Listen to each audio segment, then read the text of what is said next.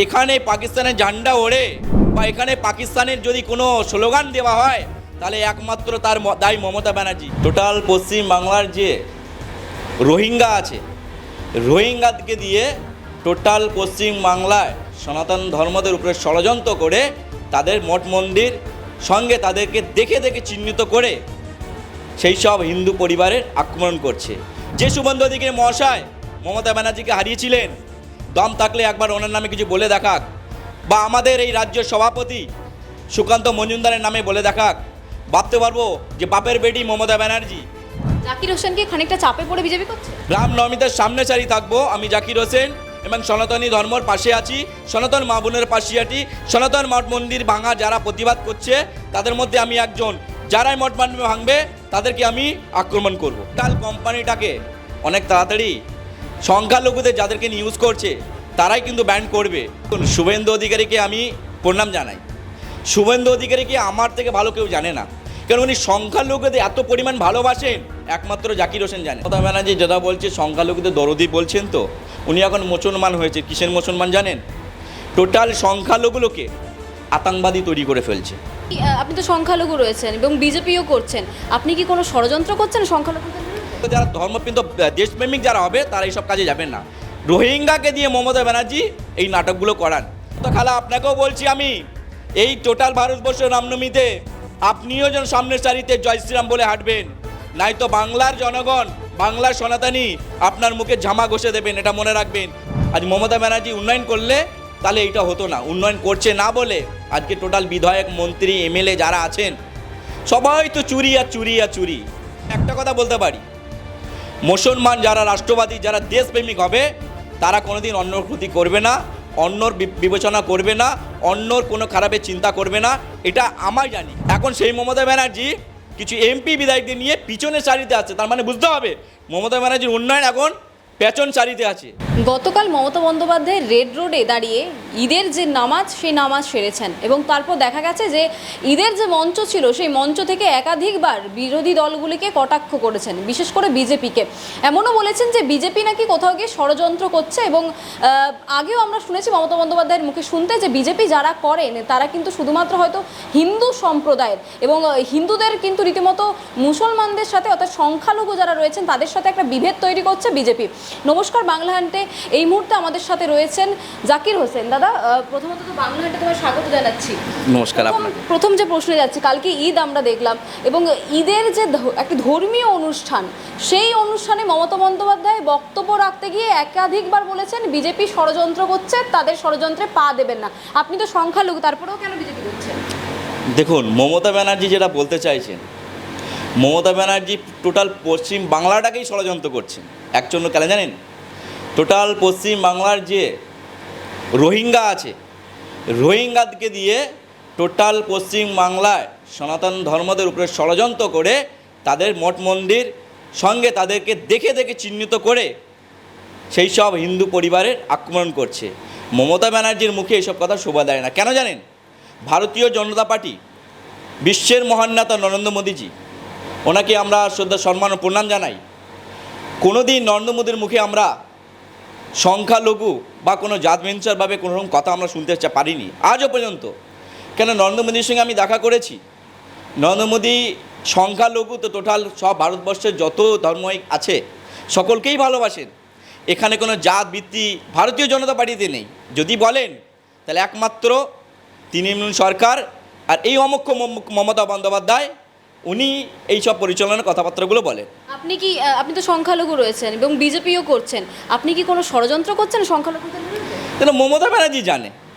কেন? পশ্চিমবাংলার সনাতন ধর্মের উপরে যেভাবে মমতা ব্যানার্জি আক্রমণ করছেন এবং তাদের শেষ করে ফেলছেন একমাত্র মমতা ব্যানার্জি। আর যদি বলেন বিজেপি ষড়যন্ত্র করে, মমতা ব্যানার্জিকে বলে দিই যে মমতা ব্যানার্জি, আপনি আর আপনার ভাইপো আর টোটাল কোম্পানিটাকে অনেক তাড়াতাড়ি সংখ্যালঘুদের যাদেরকে নিউজ করছে তারাই কিন্তু ব্যান করবে। আর ষড়যন্ত্রের কথা বলেন আপনি, ভারতীয় জনতা পার্টি তথা পশ্চিমবাংলার বুকে কোনোদিন ষড়যন্ত্র ভারতীয় জনতা পার্টি করেনি, করবে না। এবং উন্নয়নের দিকে তাকিয়ে ভারতীয় জনতা পার্টি 1 নম্বরই উন্নয়ন করতে পারেন। আপনার মতন ষড়যন্ত্র কেউ করতে পারেন না। তারপর আপনি বলেন যে আমরা সংগ্রামীর পরিবার, আপনার বাবা সংগ্রামী পরিবারের মাতা ছিলেন, তাহলে আপনি সংগ্রামী পরিবারের মেয়ে হয়ে তাহলে আপনি এইভাবে কীভাবে মন্তব্য করতে পারেন? নির্লজ্জ একটা মুখ্যমন্ত্রী মমতা ব্যানার্জি। প্রথম যে প্রশ্নটা আপনি করলাম তার উত্তরও পেয়েছি। দ্বিতীয় প্রশ্নের দিকে যাওয়ার আগে একটা কথা বলতে চাইছি। কালকে দেখলাম যে রেড রোডে তিনি বক্তব্য রাখলেন, সেই বক্তব্যের ভাষা হিন্দি, বাংলাতে দাঁড়িয়ে হিন্দিতে বক্তব্য রাখলেন, অথচ বিজেপির বেশ কিছু নেতাদেরকে মমতা বন্দ্যোপাধ্যায় বলেন যে এরা বহিরাগত। দেখুন, উনি তো একটা ভুলভাল কথাবার্তা প্রথম বলেনি, কোথায় হিন্দি কথা কোথায় ইংলিশ কথা মেলে না। আর যদি বলেন যে বিজেপির বড় বড় নেতাদের উপরে দম থাকে, শুভেন্দু অধিকারী মহাশয়ের নামে বলে দেখাক। আমি চ্যালেঞ্জ করে বলছি, যে শুভেন্দু অধিকারী মহাশয় মমতা ব্যানার্জিকে হারিয়েছিলেন, দম থাকলে একবার ওনার নামে কিছু বলে দেখাক, বা আমাদের এই রাজ্যের সভাপতি সুকান্ত মজুমদারের নামে বলে দেখাক। ভাবতে পারবো যে বাপের বেটি মমতা ব্যানার্জি কেন একবার নন্দীগ্রামে হেরেছেন, গোটা পশ্চিমবাংলা জুড়ে মমতা ব্যানার্জির মুখে থুতু মারছে। কেন জানেন? যে শুভেন্দু অধিকারীর পিছনে লাগলে বা শুভেন্দু অধিকারীর পিছনে গুণগান করলে তার প্রতিফল কি হতে পারে, শুভেন্দু অধিকারী মহাশয় বিরোধী দলনেতাকে দেখিয়ে দিয়েছেন। আপনাদের দলেরই একজন নেতা, বিরোধী দলনেতা শুভেন্দু অধিকারী, তিনি একসময় মন্তব্য করেছিলেন যে আমার হিন্দুদের ভোট, মুসলমানদের ভোট, সংখ্যালঘুদের ভোট লাগবে না, আমি হিন্দুদের ভোটেই জয়ী হব নন্দীগ্রামে, আমাকে হিন্দুরাই জয়ী করেছেন। এই বক্তব্যগুলোকে আপনি কীভাবে দেখেন? দেখুন, শুভেন্দু অধিকারীকে আমি প্রণাম জানাই। শুভেন্দু অধিকারীকে আমার থেকে ভালো কেউ জানে না, কারণ উনি সংখ্যালঘুদের এত পরিমাণ ভালোবাসেন একমাত্র জাকির হোসেন জানেন। কিন্তু এই ধরনের মন্তব্য যে আমি হিন্দুদের ভোটেই জিতেছি, দেখুন, এটা বলতে হয় কৌশল বলেন, কিন্তু হ্যাঁ বলবো না যে উনি হিন্দু ভোটে জেতেনি। শুভেন্দু অধিকারী মহাশয় যেভাবে মুসলমানদেরকে ভালোবাসেন তার জ্বলন্ত পরিমাণ আছে, আমি আছি, কারণ উনি আমাদেরকে খুব ভালোবাসেন। আর এখানে সংখ্যালঘুদের কথা যদি বলে থাকেন যে সংখ্যালঘুদের ভোট দরকার নেই বা দেব না, এটা না। শুভেন্দু অধিকারী খুব ভালোবাসেন এবং সংখ্যালঘুরাও খুব শুভেন্দুদাকে ভালোবাসেন। হিন্দু ভোটদের ব্যাপার যেটা বলছেন, অবশ্যই হিন্দু ভোট দরকার, হিন্দু ভোট আসবেন, সঙ্গে সংখ্যালঘুরাও আছে। কিন্তু এই ধরনের মন্তব্যে তো বেশ কিছু সংখ্যালঘু সমাজ রয়েছে যাদের হয়তো খারাপও লাগতে পারে। না, ভারতীয় জনতা পার্টির উনি আমাদের মাথা, উনি আমাদের অভিভাবক, ওনার কথায় আমরা সমর্থক, ওনার কথায় আমরা মেতে নেব। কিন্তু এখানে খারাপ বলে আর ভালো বলে কিছু না। শুভেন্দু অধিকারী মহাশয় যেটাই বলবেন, ভারতীয় জনতা পার্টির উনি আমাদের গার্জেন, সেটাই আমরা মাথা পেতে নেব। মমতা বন্দ্যোপাধ্যায় বলছেন উনি সংখ্যালঘুদেরকে একটু বেশি প্রায়োরিটি দিচ্ছেন। আবার ফিরাদ হাকিম, তিনি আপনাদের কমিউনিটির একজন, তিনি বলছেন মিনি পাকিস্তান আমি তুলে ধরছি, উর্দু শিখতে হবে সাংবাদিকদেরকে। কোথাও কি তো সমর্থন করতে হয়, কারণ সংখ্যালঘুর মধ্যে থেকেই একজন নেতা আপনাদের তোষণ করছে কোথাও। দেখুন, মমতা ব্যানার্জি যেটা বলছে সংখ্যালঘুদের দরদি বলছেন, তো উনি এখন মুসলমান হয়েছে। কিসের মুসলমান জানেন? টোটাল সংখ্যালঘুগুলোকে আতঙ্কবাদী তৈরি করে ফেলছে। আপনি দেখুন, যাদের মাথায় হাত দিয়েছেন তারাই জেলের ভাতগুলো খাচ্ছে, যাদের পাশে থেকেছেন তারাই আজকে জেল কাটছেন, আর যাদের সেবা করছে তারা এখন বোম বানছে, মেশিন ধরছে। জ্বলন্ত প্রমাণ শওকত মোল্লাকে দেখে নিন, উনি একজন বিধায়ক। তো বললেন তো রামনবমীর মিছিলে হাঁটবেন তিনি। আরে নাটক, এগুলো নাটক। উনি যে কালে এতই দরদি দেখাচ্ছেন, হিন্দু প্রান্তিক দরদি দেখাচ্ছেন, তাহলে কেন ওখানে মঠ মন্দিরগুলো ভাঙা হচ্ছে তার প্রতিবাদ কেন করছেন না? গোটা পশ্চিমবাংলা জুড়ে বিধায়ক বলতে গেলে কি বিধায়ক সকলেরই, তাহলে আজকে কেন ওনারা মুখ বন্ধ করে রেখে দিয়েছেন? উনি তো শুধু সংখ্যালঘু ভোটে তো বিধায়ক হয়নি, টোটাল পশ্চিমবাংলার সনাতন হিন্দুরা ওনাকে ভোট দিয়েছেন। তাহলে আজকে হিন্দু পরিবারের মঠ মন্দির যেভাবে ভাঙচুর করছেন, তাহলে শওকত মোল্লার মুখের সেলুটেপ দিয়ে কেন বসে আছেন? আজকে শুভেন্দু অধিকারী মহাশয় যখন বলেছেন যে ওনাকে চাংদোলা করে বিধায়ক বাইরে বার করে দেয় বিধানসভার, তখন ওর গায়ে জ্বালা দিয়ে উঠেছেন। এগুলো নাটক করছে। আজ মমতা ব্যানার্জিকে বলতে চাই, শওকত মোল্লা যখন বলেছে রামনবমীতে হাঁটবেন, তো মমতা খালা আপনাকেও বলছি আমি, এই টোটাল ভারতবর্ষ রামনবমীতে আপনিও যেন সামনের সারিতে জয় শ্রীরাম বলে হাঁটবেন, নয়তো বাংলার জনগণ, বাংলার সনাতনী আপনার মুখে ঝামা ঘষে দেবেন, এটা মনে রাখবেন। আর 2026-এ আপনাকে তুলে ফেলে দেবে, এটাই মনে রাখবেন। আপনি কি রামনবমীর শোভাযাত্রাতে হাঁটবেন? রামনবমীতে সামনে সারি থাকবো আমি, জাকির হোসেন, এবং সনাতনী ধর্মর পাশে আছি, সনাতন মা বোনের পাশে আছি। সনাতন মঠ মন্দির ভাঙা যারা প্রতিবাদ করছে তাদের মধ্যে আমি একজন, যারাই মঠ মন্দির ভাঙবে তাদেরকে আমি আক্রমণ করব। আচ্ছা, ঈদ পালন করতে হলে অন্য ধর্মের কি মানুষদেরকে ফেস টুপি কিংবা হিজাব পরতে হয়? কারণ মমতা বন্দ্যোপাধ্যায় সনাতনী বলেন, নিজেকে বলেন যে আমি কালী পুজো করি, বলেন শিবের দিকে মাথা করে ঘুমোই, তারপরে দেখা যাচ্ছে তিনি ইফতার করছেন হিজাব পরে। সত্যি কি আবশ্যিক দরকার হিজাব পরাটা? দেখুন, আমার বাড়িতে গতকালকে খুশির ঈদ পালন করা হয়েছে, আমার বাড়িতে সকলে এসেছিলেন, কম করে বলবো 100 জনের উপরে আমার বাড়িতে লোক এসছেন, তারা সকলে কিন্তু তাদেরকে বলেছি যে ভাই আমার মাথায় টুপি পরে বসো আমার সামনে, ধর্ম এখান দিয়ে বিচার করতে হয়।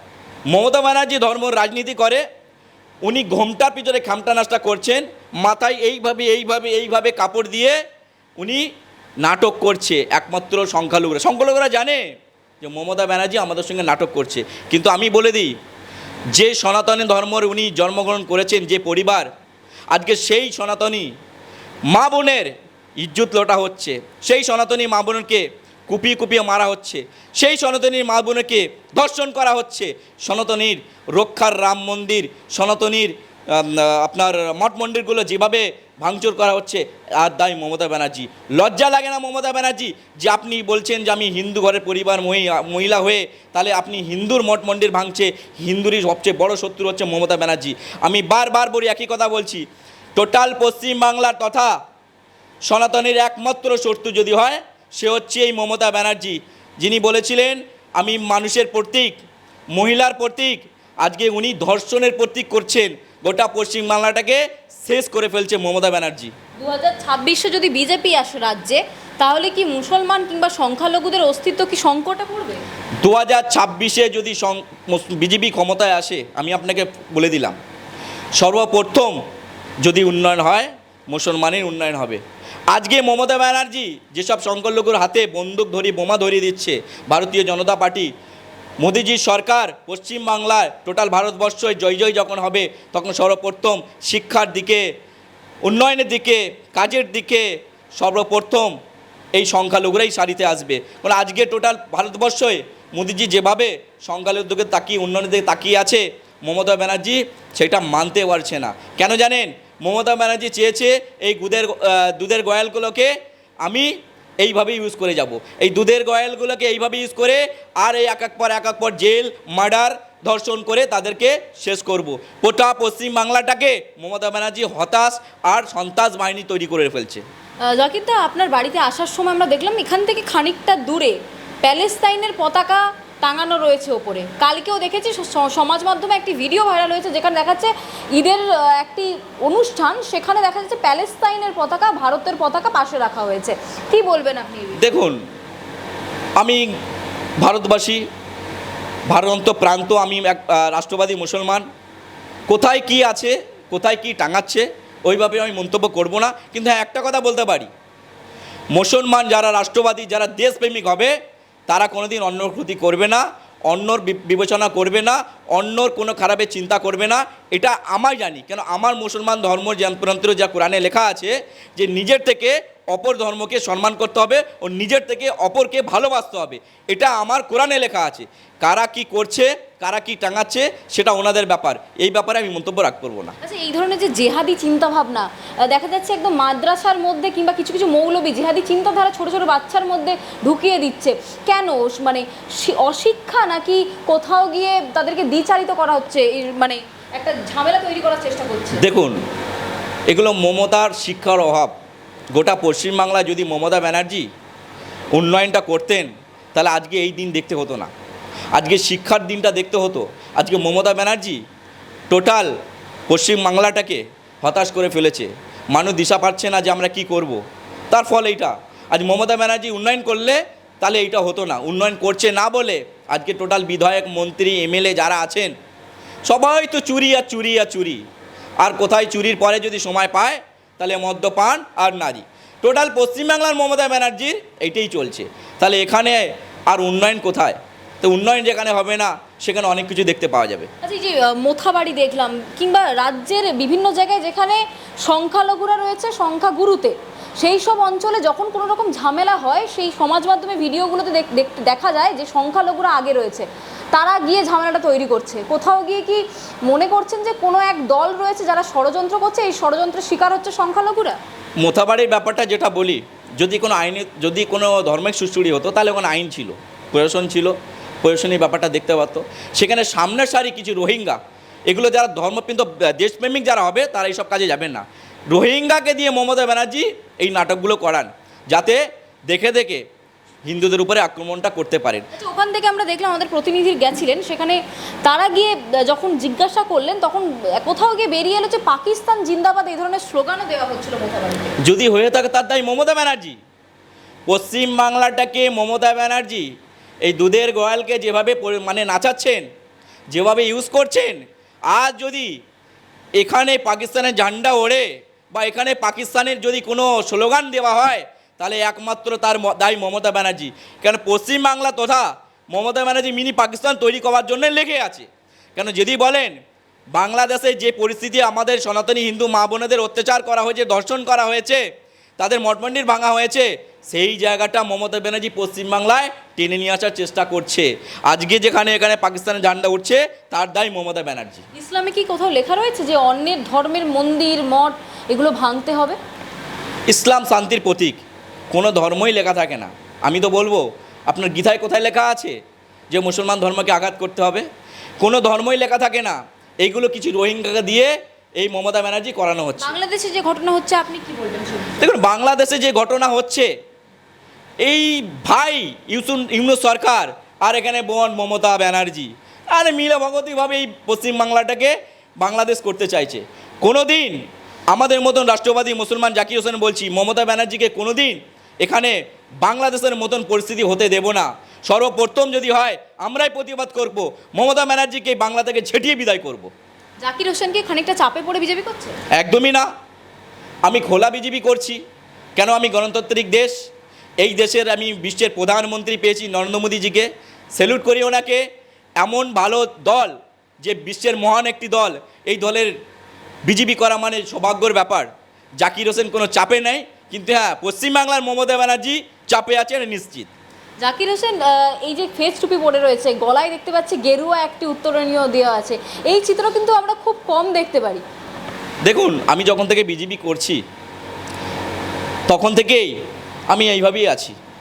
যেহেতু আমি ভারতীয় জনতা পার্টি করি, আমি সংখ্যালঘু পরিবারের ছেলে, তাহলে আমি বিজেপিটা করছি দেশের উন্নয়নের জন্য, রাজ্যের উন্নয়নের জন্য। তাহলে আমাকে আমার শাক পোশাক হিসাবেই আমাকে দল করতে হবে। আমি হাতে লাল ধাগা বেঁধে আর সাদা পাঞ্জাবি পরে আর আমি গান্ডে পিণ্ডে 2 নম্বরই কাজ করে আমি বলবো আমি বিজেপি করছি, তা না। বিজেপি করলে সঠিকভাবে বিজেপি করো। বিজেপির মধ্যে কোনো জাল মিশানো বিজেপি জাকির হোসেন করে না। যারা করছে তাদেরকে বলি আপনারা বিজেপির মতনই বিজেপি করুন। সংখ্যালঘু ছেলে সংখ্যালঘুর দেশভাবে বিজেপিটা করুন, না তো বিজেপি করতে হবে না আপনাদেরকে। কেন? এখানে কোনো রকম রূপসী কোনো কাজ হচ্ছে না। বিজেপি করলে ভালো করে বিজেপি করুন।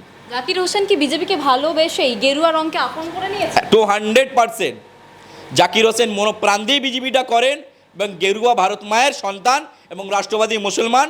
আমি আমার মতনভাবেই বিজেপিটা করি, মোদিজিকে স্যালুট করে বিজেপিটা করি এবং সঙ্গের মোহন ভগতজিকে আমার প্রণাম জানাই। আমি মোহন ভগতজির পুরো প্রিয় কাছের মানুষ এবং খুব অন্তত সৌভাগ্য খুব মানুষ যে ওনাকে আমাদের ভারতবর্ষর তথা পশ্চিমবাংলায় ওনাকে আমরা আগমন করেছি, আসতেও দেখেছি। আমরা স্যালুট করি যে আমরা ভারতবর্ষে যেভাবে আছি, মোহন ভগতজি আরএসএস সংঘ এবং বিজেপি নরেন্দ্র মোদী স্যালুট করে আমরা সংঘভাবে কোনো সমস্যা নেই, বিজেপি 2 হাত খুলে বিজেপি করছি। জাকির হোসেন তাহলে আরএসএস ভক্ত? 200% দেশপ্রেমিক। সংঘ হচ্ছে দেশপ্রেমিক। আমিও রাষ্ট্রবাদী মুসলমান, দেশ ছাড়া কিছু বুঝি না। সর্বপ্রথম আমার দেশ, তারপর আমার ধর্ম, তারপরে আমি সব কিছু। দেশ ছাড়া কিছুই না, দেশ না থাকলে কিছুই না। ঈদের দিন মমতা বন্দ্যোপাধ্যায়কে রেড রোডে আমরা দেখলাম, 2011 পর থেকে বারবার দেখেছি। রামনবমীর শোভাযাত্রাও হতে চলেছে, সেখানেও কি আশা রাখছেন মমতা বন্দ্যোপাধ্যায় হাঁটবে? মমতা ব্যানার্জির উন্নয়ন এখন পেছনে হচ্ছে। 2019-এ দেখতে পেয়েছিলেন মমতা ব্যানার্জি বলেছেন নারী সুরক্ষিত দেবো, তার জন্য ঝাঁপিয়ে সামনের সারিতে উনি উন্নয়ন করেছিলেন। আর কিছু বিধায়ক নেতাদেরকে নিয়ে থালাবাটি বাজিয়ে ডুগডুগি বাজানো খেলা দেখিয়ে গেছিলেন। এখন সেই মমতা ব্যানার্জি কিছু এমপি বিধায়কদের নিয়ে পিছনের সারিতে আছে। তার মানে বুঝতে হবে মমতা ব্যানার্জির উন্নয়ন এখন পেছন সারিতে আছে। তার মানে বাংলাটার শেষ পরিবর্তন। আর রেড রোডের কথা বলে দিই আপনাকে, 2026-এর পরে মমতা ব্যানার্জির রেড রোডের ফোটা নিয়ে আমরা করতে দেব না। ওখানে সঠিক বার্তা, সঠিক আলোচনা, সঠিক সংখ্যালঘুদের সঠিক বার্তা রেড রোডে ভারতীয় জনতা পার্টি দেবে। কে দেবে তখন? 26-এ যদি বিজেপি আসে রেড রোডে, তাহলে বক্তব্য কে দেবে? 26-এ বিজেপি আসলে আমাদের ভারতবর্ষের তথা নরেন্দ্র মোদীজি আছে, মোহন ভগতজি আছেন, ওনাদেরকে আমরা প্রণাম করি। আমাদের দলকে যারা মাথা করবেন, সেই অভিভাবক যারা থাকবেন তারা করবেন। বাংলা হান্টের আরও খবর দেখতে নজর রাখুন। বাংলা খবর মানেই বাংলা হান্ট।